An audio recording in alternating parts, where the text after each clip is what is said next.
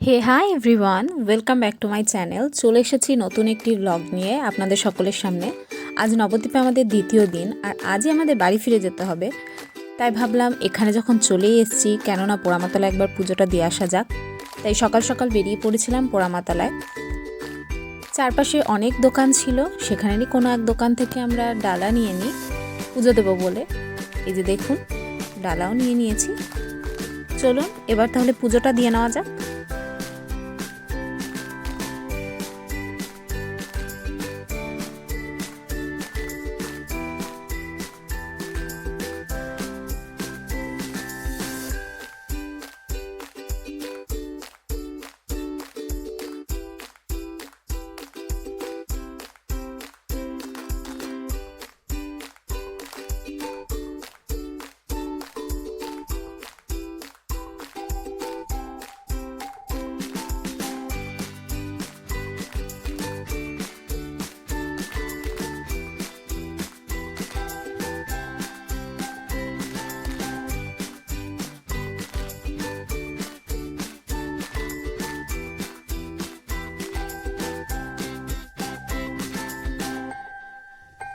পাশেই ছিল ভবতারিণী মায়ের মন্দির, সেখানেও মায়ের দর্শন সেরে নিই।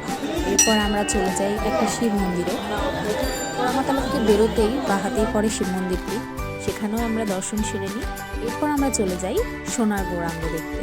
যদিও বা এখানে কোনো ভিডিও করা বা ফটো তোলা অ্যালাউ ছিল না, তাই আর কোনো ভিডিও শ্যুট করতেও পারিনি। এখানে সোনার গৌরাঙ্গ দর্শন করে নিয়ে আমরা চলে আসি শ্রী শ্রী রাধারমণ বাগে। এটা ঠিক মন্দির না সমাজবাড়ি আমি সঠিক জানি না, বোন নিয়ে আমাদের এখানে নিয়ে এসেছিল।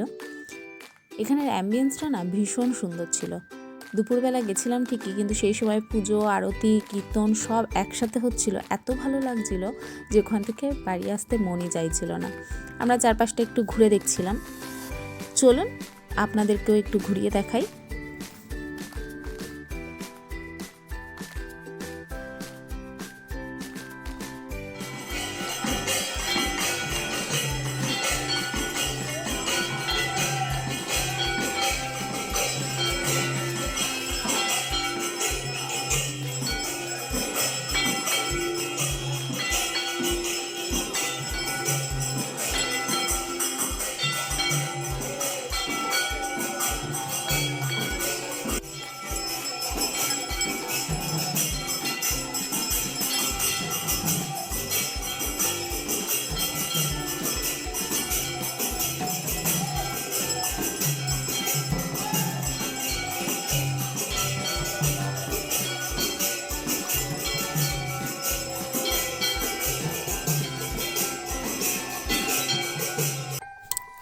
মন্দির থেকে মামাবাড়িতে ফিরতে ফিরতে তাও দুপুর 1টা বেজে গেছিলো।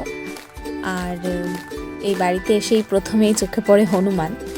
আমার মেয়েকে হনুমানের কথা যতবারই শেখানো হয়েছে বা বলা হয়েছে, তাকে ততবারই বলেছি যে বমা বাড়ি গেলে তুমি হনুমান দেখতে পাবে।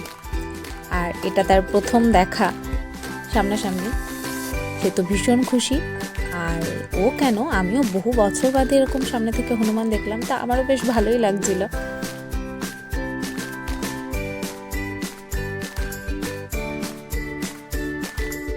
যাবে না।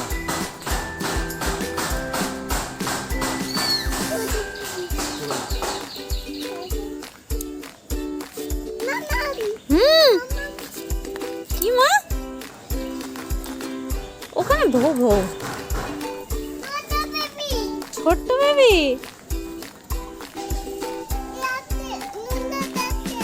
নুননাথ হচ্ছে, একটু ভো ভো, ওটা নুননাথ হচ্ছে।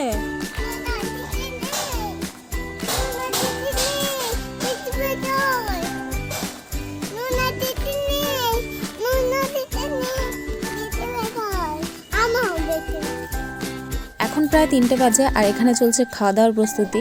এবার আমরা ঝটপট খেয়ে নেব। যাই হোক, খাওয়া দাওয়ার পরে সবাইকে বাই করে আমরা বেরিয়েও পড়েছিলাম স্টেশনের উদ্দেশ্যে। আর আমাদের স্টেশনে দিতে গেছিলো মাসি আর বোন। এই যে আমার সামনে মাসি, আর পেছনে রয়েছে আমার দিদা। যাই হোক, আজকের ভিডিওটা এই পর্যন্তই।